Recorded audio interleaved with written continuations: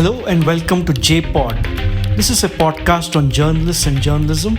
My name is Krishna Prasad and it's great to see you here.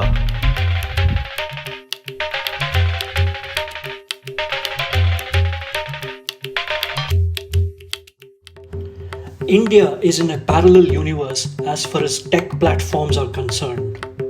While Twitter bravely labels Donald Trump's tweets as violative of its policy in America, it brazenly allows hatred and misogyny and bigotry to be disseminated in India. While Mark Zuckerberg holds up a BJP member's posts as an incitement to violence to his employees, the post is freely available to Facebook users in India. And while Google is hauled up before US Congress and European regulators for distorting elections and economies, it merrily goes around shaping policy here. One reason for this dichotomy is the loutish political culture currently thriving in India, which encourages and rewards behavior bordering on the criminal. Another reason is the balancing act tech firms have to perform to stay in the business in a large and growing market like ours, especially with China shutting down its doors to them. But the big reason for this split personality is India's complicated legal system. There is nothing like the American First Amendment, which guarantees blanket freedom of expression. The government can invoke draconian legislation to get the platforms to do its bidding, often merely to crush opposition or quell public opinion. My guest today for JPod is a good example. Aakar Patel is former executive director of Amnesty International in India. In his previous avatar, Aakar was a journalist working for publications ranging from Midday to the Asian Age, and he has been a columnist for the Times of India and Mint, among many other publications. In this podcast, Aakar Patel explains how and why his Twitter handle was blocked recently and what he makes of the overall media situation in the country.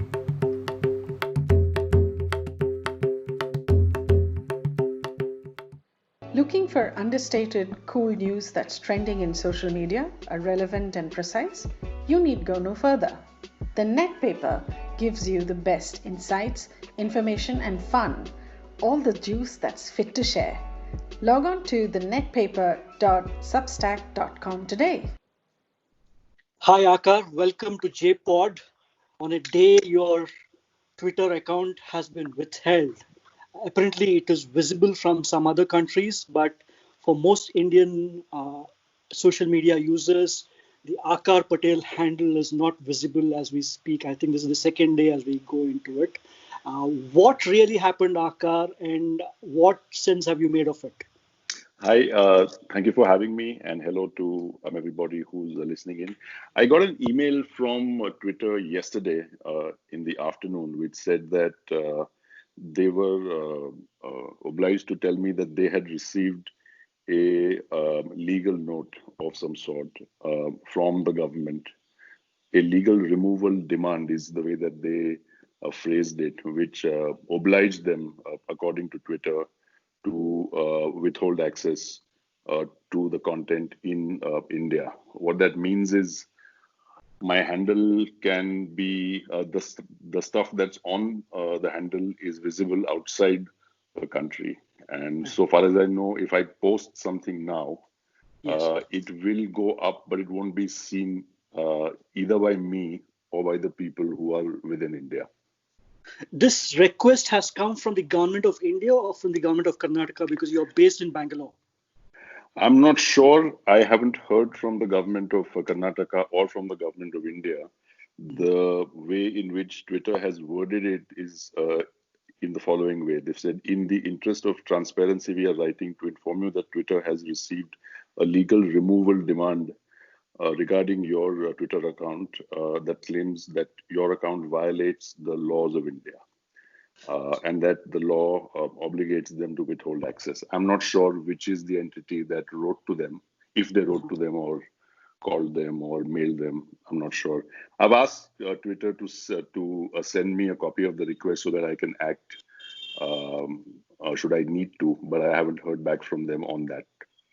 Is this an email specifically directed to you, or is this a standard kind of note that Sure. The text seems to be boilerplate. The subject line says Twitter notice of withholding. So I presume that they've sent it to others as well. I did a bit of research. I tried some recourse, Uh-huh. but when I went to their site, to the help center, it said that no, you're logged in and your account is neither blocked nor inaccessible. So I'm not sure. It's a bit Kafkaesque. So I suppose that has to do with the fact that it's blocked only in a particular domain and not Correct. globally. Yeah. But I don't know why it is that it's been done or on the basis of what. I presume, but this is only a presumption, that this is a follow-up of the FIR that was filed against me a few days ago on a retweet that I had made. Right. Let's come to that in a second. So you do not know whether it is specifically in relation to any specific tweet or whether it is generally something, an action taken against your whole account. You don't know that for sure from the Twitter communication, right? That's right. Right. So therefore, which comes to the next part, which is that there was something which happened to you a few days ago vis-a-vis the Karnataka government, vis-a-vis the police in Bangalore. Let's hear a bit about that. I got a call a few days ago. I think it was on the 5th or the 6th of June, where reporters started calling me to ask for my comment on the FIR that had been filed against me. I didn't know of the FIR till they told me, but I got a call from the Hindu and the Mirror and the Deccan Herald and a couple of other papers, which said that the police had taken offense to a retweet actually, that I had made 2 or 3 days before that. The content of that was, there was a protest in the US where there were thousands of people on the ground, and for several minutes they were saying, "I can't breathe." And when I retweeted that, I added the comment that this was the sort of a protest that we should see more of in our country, and especially from the underprivileged and the marginalized. I named Dalits, Muslims, Adivasis, women, and the poor. Um, so following that, uh, the reports that were published told me that the police had filed the FIR of their own volition. There was no complainant. It's a police officer himself who chose to file three, I think it is, sections that I should be booked under. And strangely enough, it's been filed in my local police station, and it Right. carries the name of my father, which very few people know Right. his name. Yeah, so I was a bit taken up. It seems to me Right. that it's unlikely that of all the police stations around the country, it's unlikely that my neighborhood one is the one that seems to be most upset. And the possibility and perhaps the likelihood is that they've been told by somebody in the state to do it. Uh-huh. And were you surprised by something like that? Not really, given the problems that this government in particular, but all governments in India have with the freedom of expression. But I was surprised that they chose this tweet because it seems to be quite anodyne. There's nothing to cause offense. It's hardly likely to make it in a court of law. So I was surprised that they chose this. My speculation is that the tweet upset a lot of people who support the government and felt that there No, when ought you to be when you some sort say of action. when you say the government, I think you need to qualify whether it's the Karnataka government, the central government, or the BJP in both states, or I think the both the central and the BJP, states. generally speaking, yeah, I don't think that the government in Karnataka is interested enough in such things to be activated over this. I suspect, and this is merely suspicion, that it is the union government. Right. So basically, it's a command performance. That's what you're saying.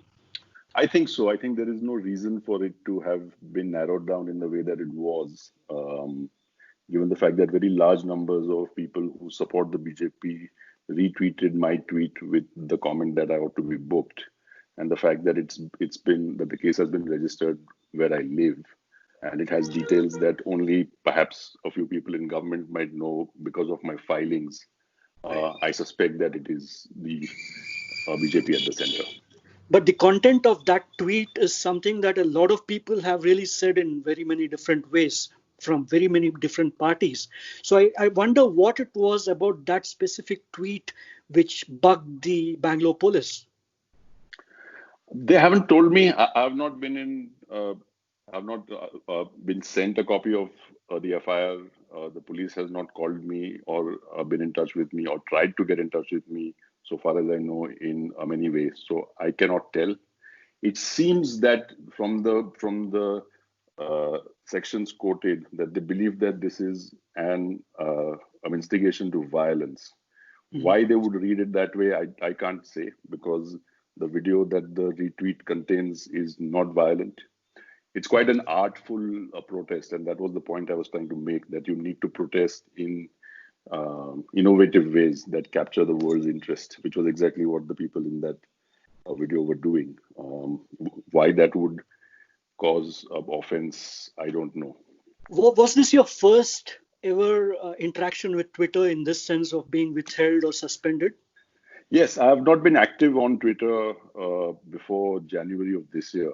There Right. was a handle that was being operated in my name while I was working for a non-profit, and my term ended last year. Right. So there was some reason for me to be on social media for that. But I'm neither on Facebook nor was I on Twitter proper till January this year. So uh, I've not had any kind of negative interaction with them. I did get one email from them 3 weeks ago, which said that somebody had complained about another tweet. I forget what the content of that was, and they had looked through it and not found anything amiss, and so they were letting it go. I don't know why it is that they told me this, but that's the only other communication that I've had with them.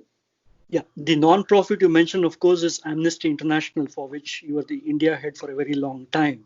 Uh, Yes. do you suspect that your link with the human rights organization and the current regime's allergy towards human rights organizations could have been behind what happened to you in Bangalore to start with?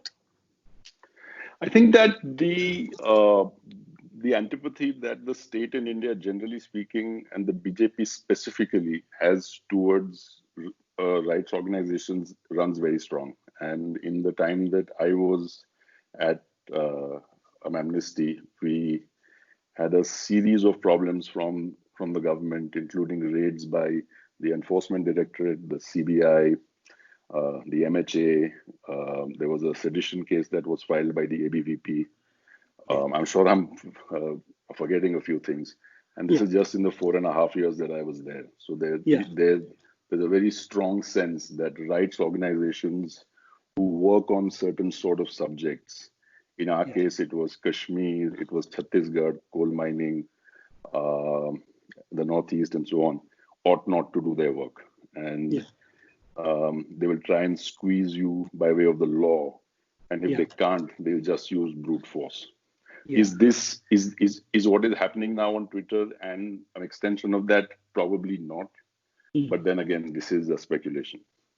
No, but then you have many layers to you. Besides, of course, the fact that you are Amnesty head in India, you are a Gujarati, based in Bangalore, of course, but you are from Surat. You are a Gujarati, and you were part of the committee, the fact-finding committee of the Editors Guild back in 2002.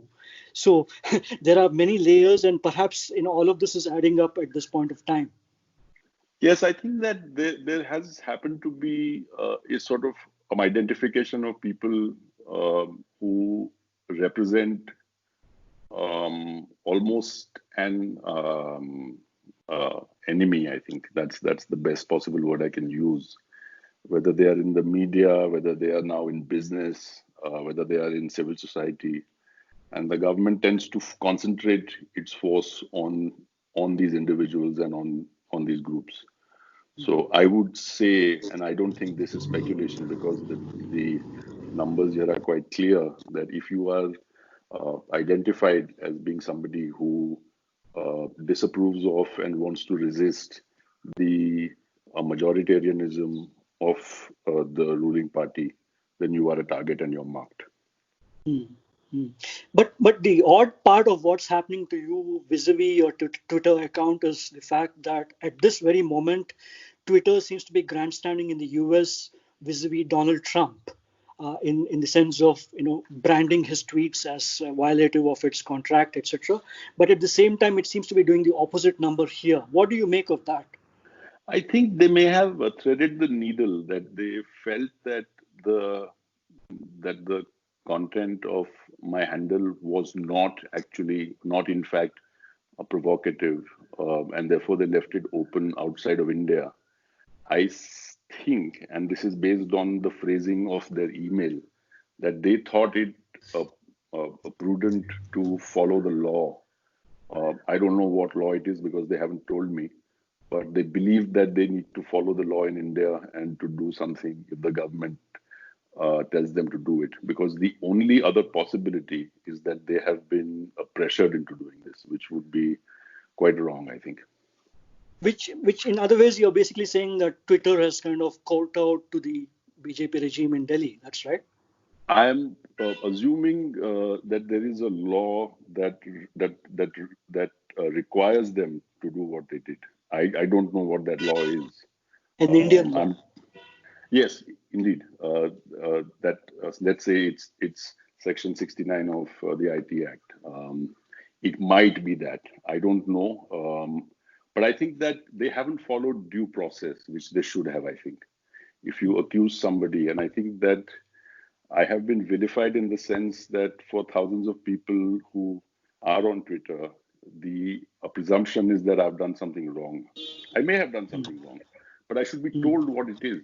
I think that blocking my access to my handle while allowing either speculation or attack on what its contents may have been was wrong, and it wasn't the following of due process. But then this is not a surprising thing that you've not been told as to what it was that has caused the offense. But it's also not a new thing. As you remember, the Supreme Court advocate Sanjay Hegde was subjected to a similar attack, in fact, and his account, which was suspended back then, has still not been restored. And Sanjay Hegde has gone to the Supreme Court on this issue.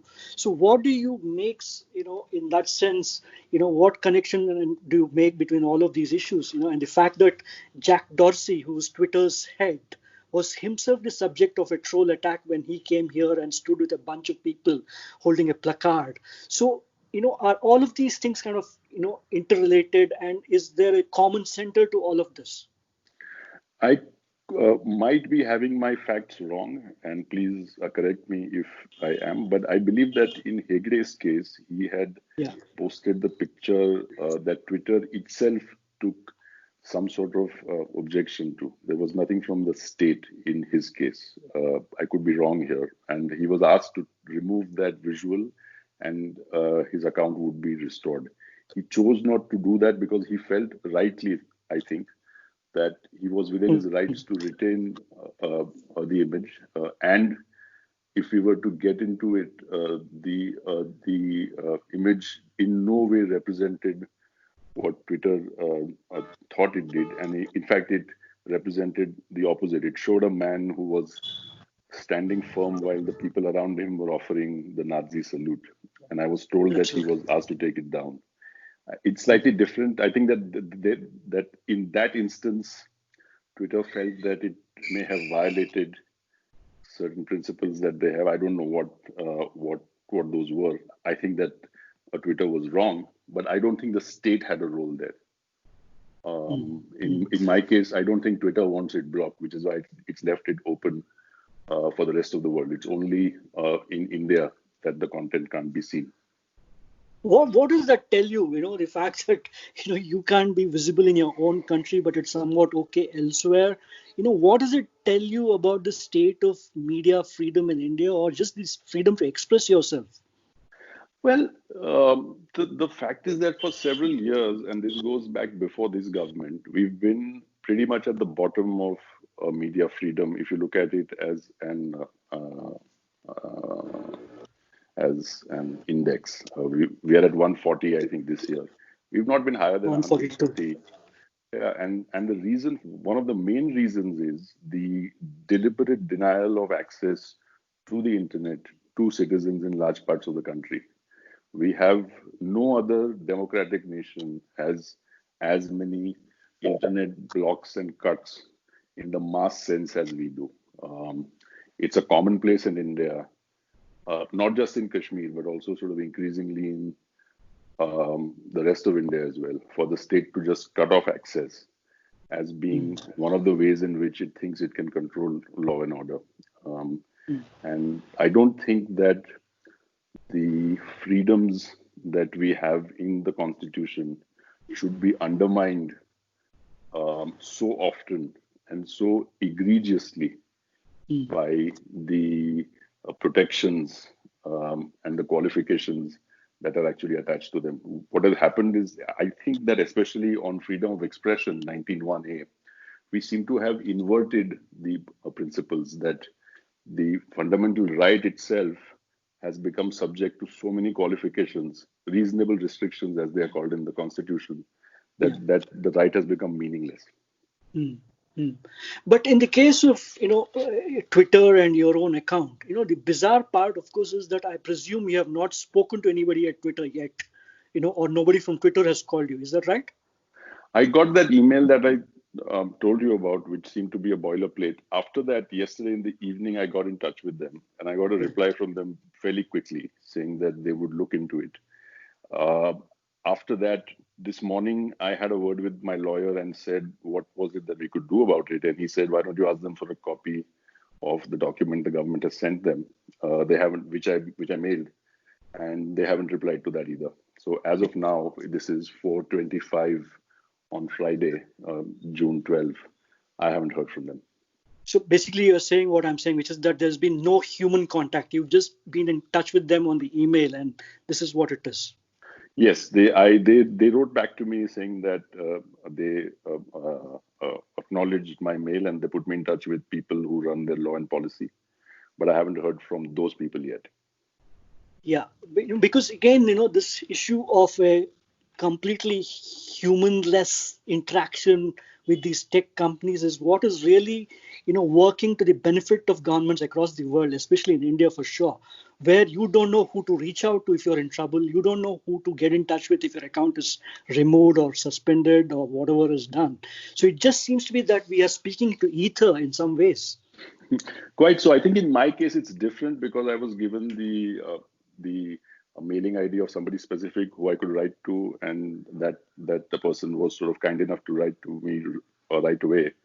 But beyond that, I've not had any kind of either explanation for what was done or what was it that I could do to defend myself. It's just it seems that all I can do, according to them, is wait for them to figure out how to resolve this with the government, which is quite strange because I'm the interested party here, but I seem to have no say in how this is to be resolved.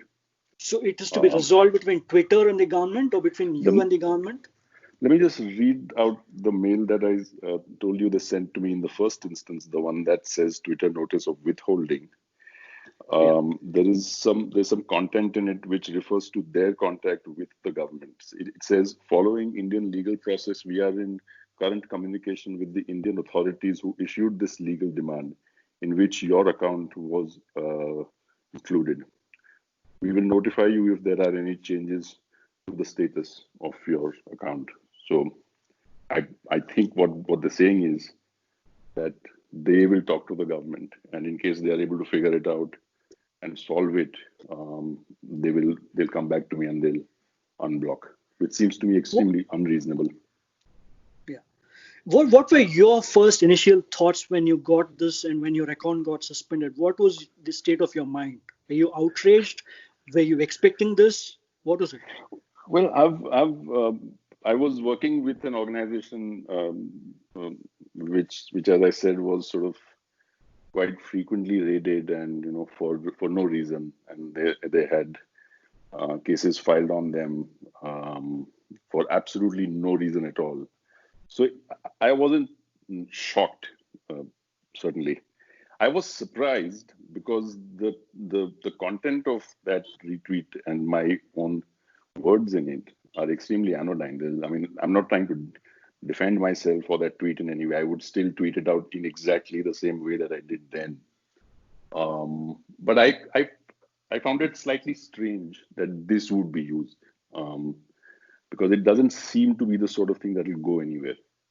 But of course, then again, that is part of the way that the BJP functions, that they tend not to be too focused on the quality of content of the complaint or the charge that they bring against you.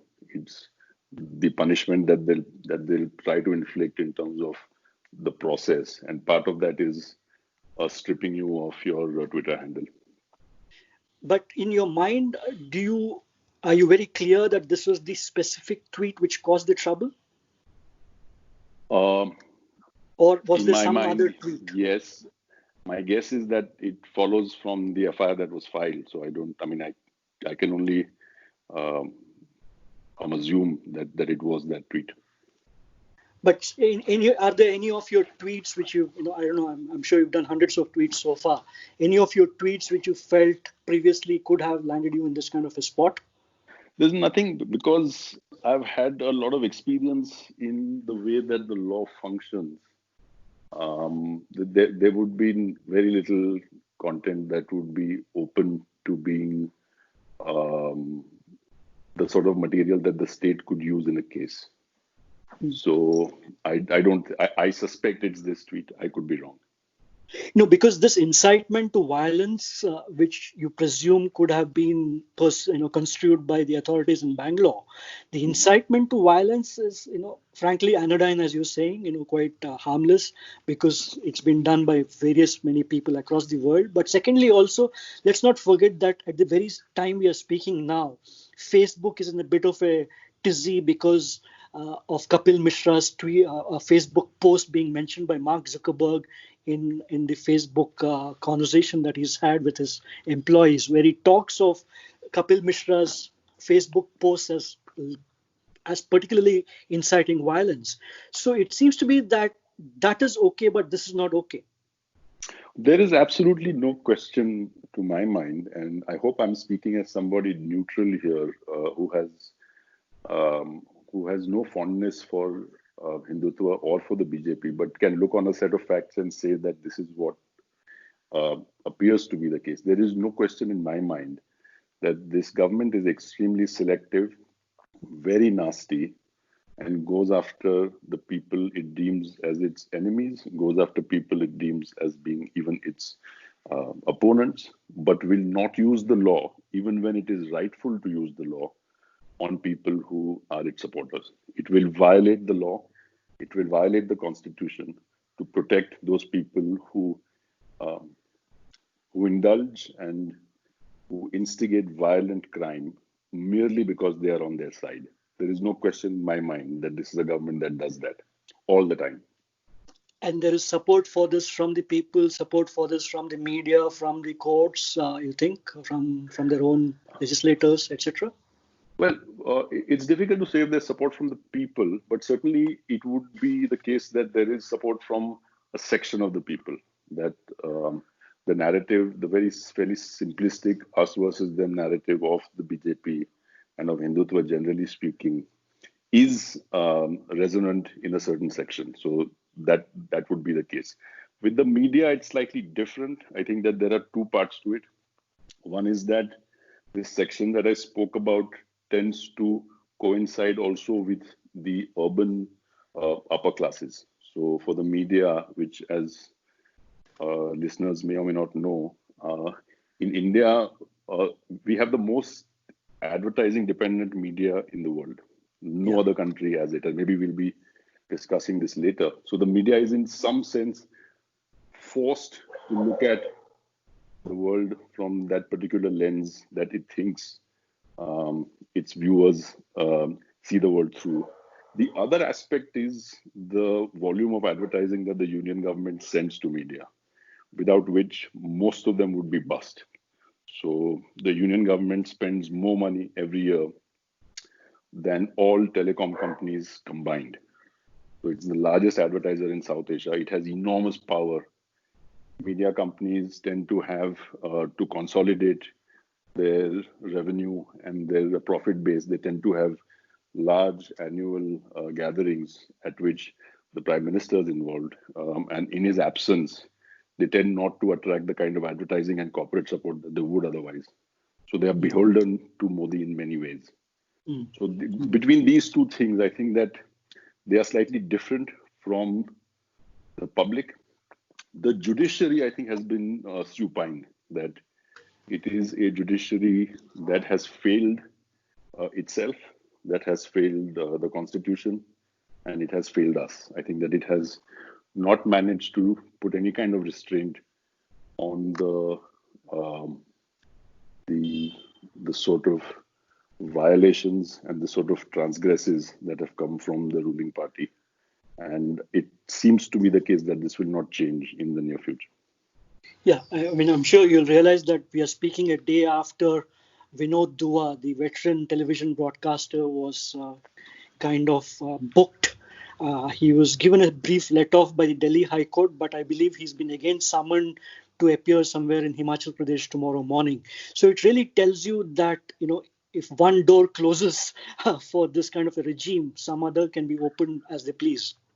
The only the only two things that in a democratic polity can be used um, against a malevolent force like the BJP government is can be the opposition parties and the opposition legislatures, and it has to be the judges. I think on both counts, the country has failed its people.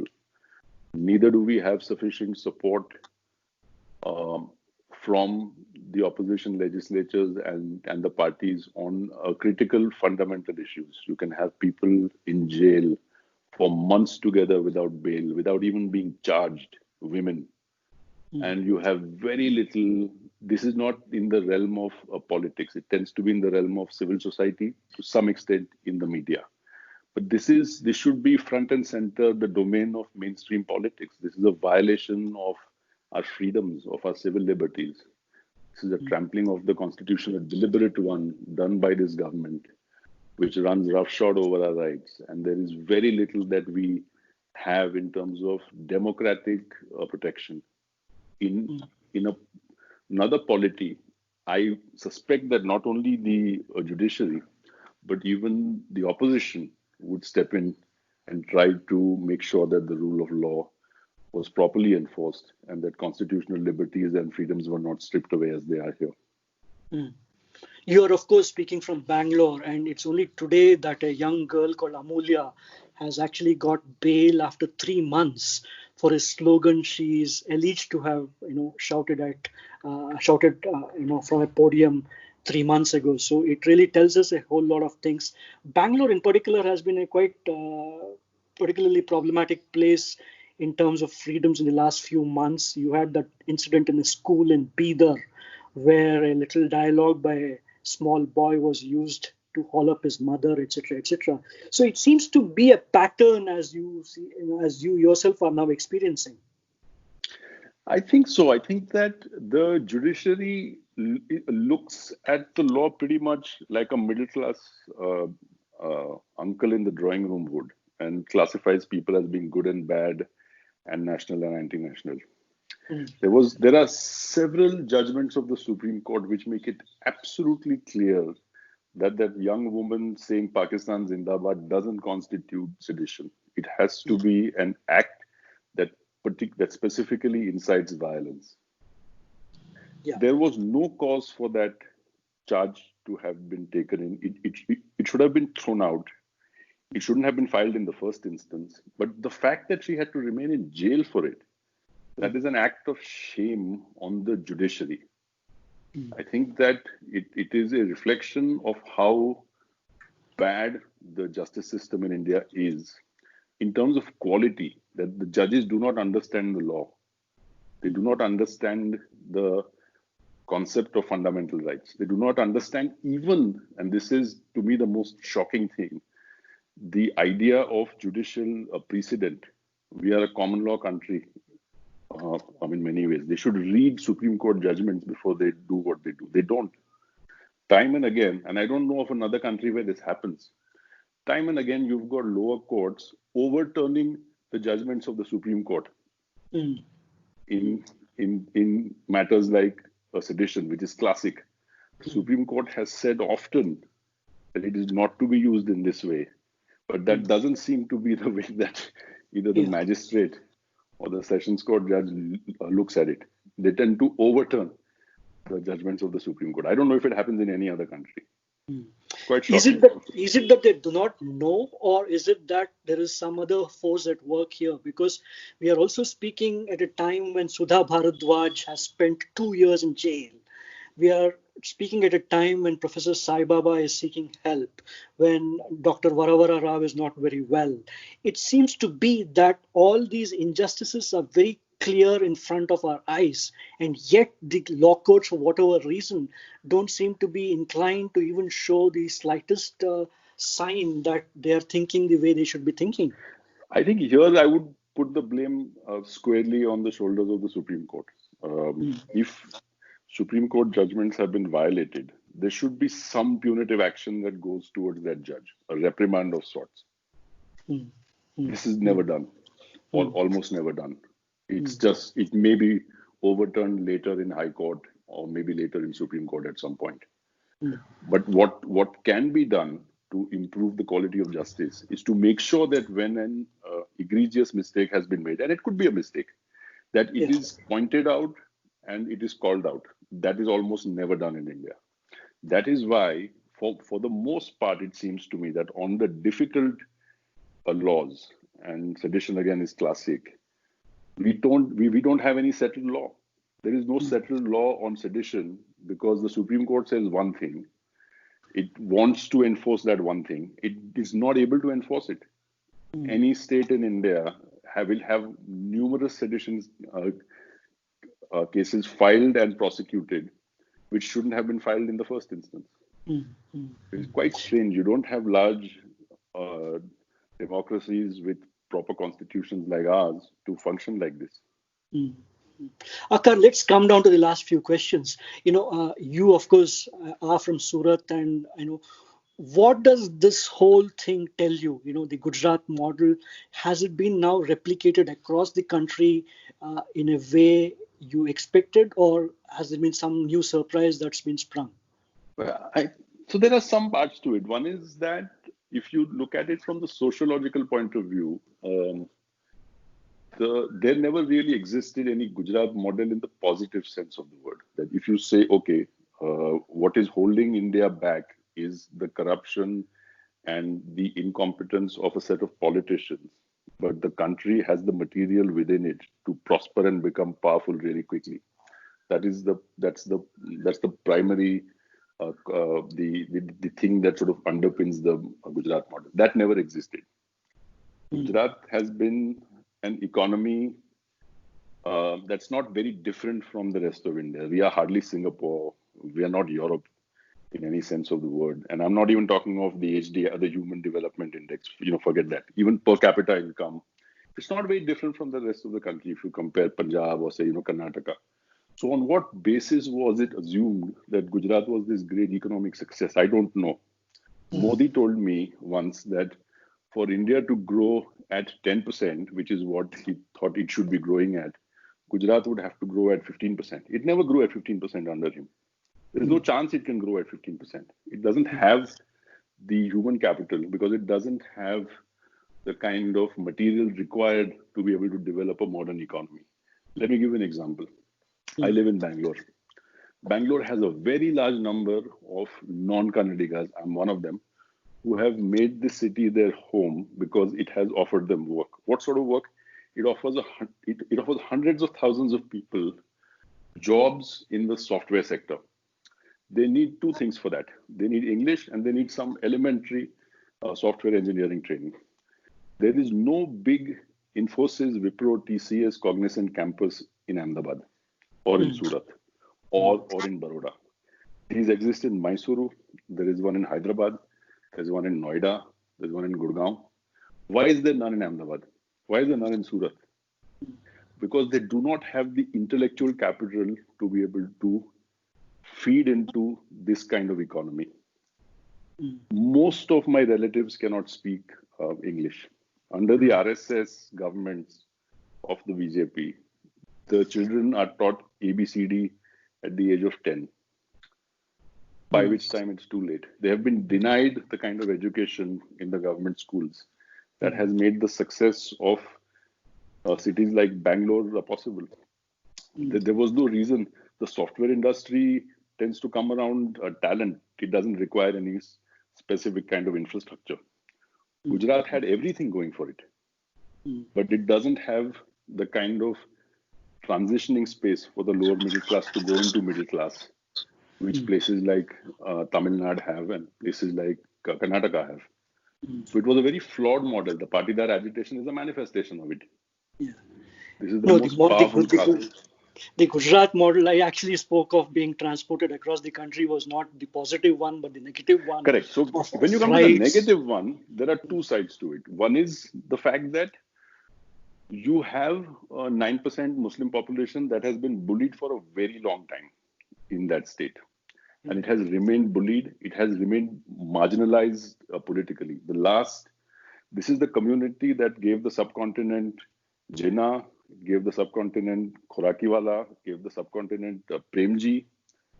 This is Muslim Don't forget community. Gandhi. Well, yeah, Gandhi was not Muslim. I'm speaking specifically of the Gujarati Muslim community. Of course. Parts of it highly educated, parts of it highly wealthy. The last Muslim MP in the Lok Sabha came to the Lok Sabha in 1985, Rajiv Gandhi sweep, Aakar Patel from Bharuch. Muslims have not been represented, Gujarat's Muslims have not been represented in the Lok Sabha for 35 years. Right. That is one aspect of the Gujarat model. 303 Lok Sabha MPs from the BJP, none is a Muslim. Right. That is Gujarat model, that you sideline the minority and you spit in their face. You tell them specifically, we don't want you. It's not even as if it used to be the case in Vajpayee's time that you would have a token few. You don't even have that. There is no. They are specifically told that they are not needed. This is marginalization, not only by default, but it is marginalization that is by design. Correct. So that is one aspect of it. The second aspect, and I think this is where we can tie these two conversations together, is the media. I think that all governments in India have some power over the media. And that power can come out of either the grant of advertising, which is the regular tap that they use.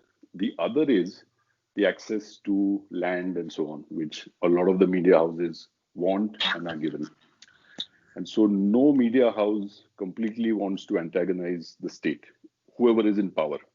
But with the BJP, I think what has happened is they've managed to turn a switch on where their ideology, which is rabidly anti-Muslim for the most part, anti-minority generally speaking, also has become infected. The entire media has become infected with this. And I don't think it'll be possible to be rid of this kind of infection for a long time. Gujarat certainly has not been able to. No, that's precisely what I was talking, which is the Gujarat model that has been transported across the country is of freedoms, being crushed, dissent being crushed, any kind of divergent view being crushed.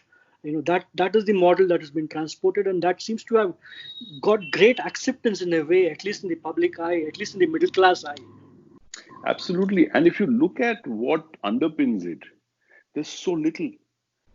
Has there been a miracle in the economy? Forget the fact that some people might think, I'm one of them, that Modi has deliberately crashed it, given his stupidity and his random actions. He's actually damaged the economy of India. But even if we were to set that aside, what great changes have happened in 6 years in terms of the economy? I can see none. Look at the way that this militaristic bombast runs away on the Eastern Front. Yeah. You've got capture of territory, and people who were thumping their chest and shouting slogans to the motherland have all run away. They will not even appear on TV to answer a few questions on this. Yeah. So what backs up this kind of nationalism is nothing. It's vacuous. but the nastiness is all there. Mm. Mm. The No, so the, the thing, let me tie down that to the very last question I'll ask you, because that is intrinsic to this, because we started this debate talking about what Twitter has done to you. You know, I would like to ask you, given the fact that there is really nothing remarkable that's happened in the last 6 years. In fact, it's, if anything, things have gone worse. What kind of a role do you think social media has played in mainstreaming this kind of thought?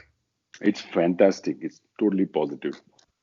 Mm. The nasty stuff would always come down on us. If it wouldn't come, if it, of course, social media is very nasty. Of course, it's extremely abusive. But you can't run away from the nastiness and the abuse now, even on mainstream media, which we can't control. The Mm. government of India, I spoke to you earlier about why it was that the government was so dominant in the media space in our part of the world, but especially India. Newspapers in Pakistan, and I have written for a few, are 15 or 20 rupees each. They are much thinner than newspapers in India. Yeah, Newspapers in Lanka, Bangladesh, everywhere newspapers cost more than they do in this of course. country. And the cost of newsprint globally is the same. It's mostly paid out in Canadian dollars, because that's where the pulp comes from, and that's where the paper comes from. Almost 90% of the money that a newspaper organization makes is from advertising. A large proportion of that comes from the government.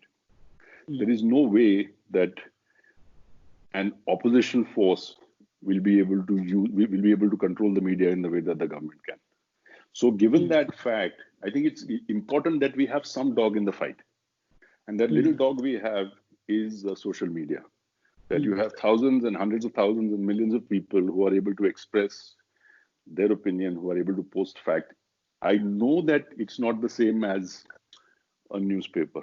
I wish we had more newspapers. A social media person, however clever, however experienced, cannot replicate the job of somebody who for 8 hours a day spends time in the corporation or in the education beat.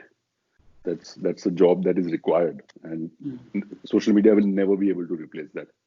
Mm. But in terms of pushback, Mm. and I think that we are still we must still consider parts of the state to be free agents. Like, I don't think the judiciary, while I think it is supine, I don't think it is a slave. It Mm. doesn't have to do all the time what it is asked to do or forced to do by the state. It can resist. And some of that resistance becomes more possible if there are more voices that stress civil liberties, that stress constitutional freedoms, that Mm. stress the right and the rights of people. And I think for that, social media is very important. But one last question: do you think COVID, in a sense, has been very handy in actually achieving the final objective, such as it was? I don't think there's any final objective. These people are not bright enough to have any kind of a strategic plan of where they want to go. I know most of them fairly closely. These are not the kind of, beyond the bullying and the harassment of Muslims, there is no plan. If the plan were nationalism, then you would have gone and fought on the front with China. You ran away from there. If the plan was to make India a great superpower and make Bharat Mata bigger than anybody else, you wouldn't have screwed up the economy the way you did. There's beyond, the problem with Hindutva is that it is not really an ideology.